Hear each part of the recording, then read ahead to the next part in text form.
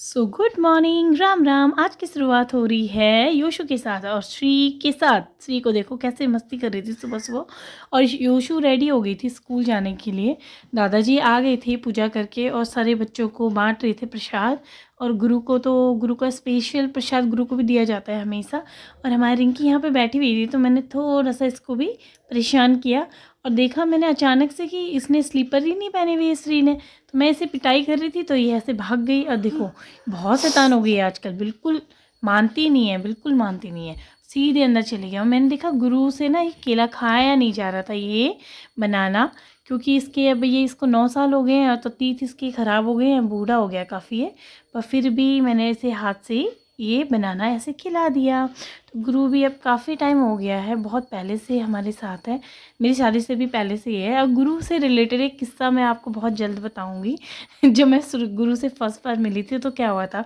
तो और योशु चली गई थी स्कूल और श्री रास्ते में श्री को उतार दिया था। अब आने वाले थे दूधू अंकल। योशु शुरू बोलती है दूधू अंकल। तो कल मैंने जो गमलों पे कलर किया था तो आज बहुत अच्छे लग रहे थे वो, और हमारा घर भी अच्छा लग रहा है अब।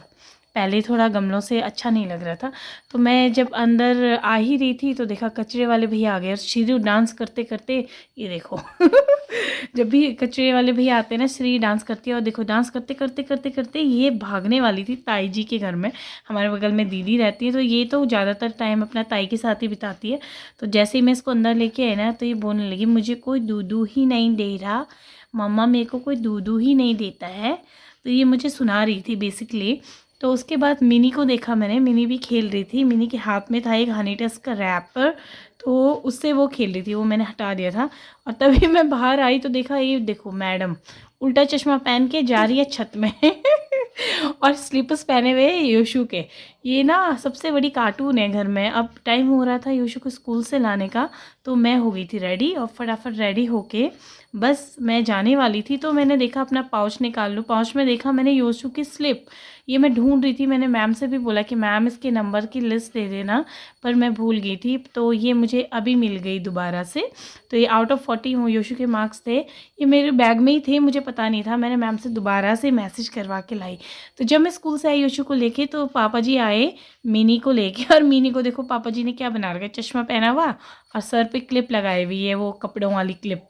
और उसके बाद मैंने देखा यार टाइम बहुत हो गया था तो फटाफट मैंने बना लिया है खाना। खाने में आज क्या बना था, आज बना था कापो बोलते हैं शायद उसे।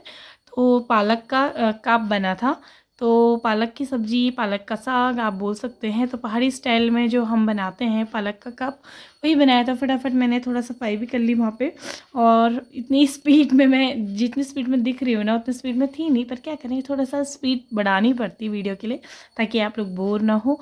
तो मॉर्निंग का और दिन का रूटीन बस यही होता है। मेन सबसे बड़ा टास्क होता है एक हाउसवाइफ के लिए खाना बनाना, और दिन भर ज़्यादा टाइम हमारा किचन में ही रहते हैं ना। तो फटाफट मैंने खाना बना दिया था। तो उसके बाद मैंने देखा कि श्री को देखो, श्री मोर पंख रखे थे तो उसे नीचे रख के से डर रही थी।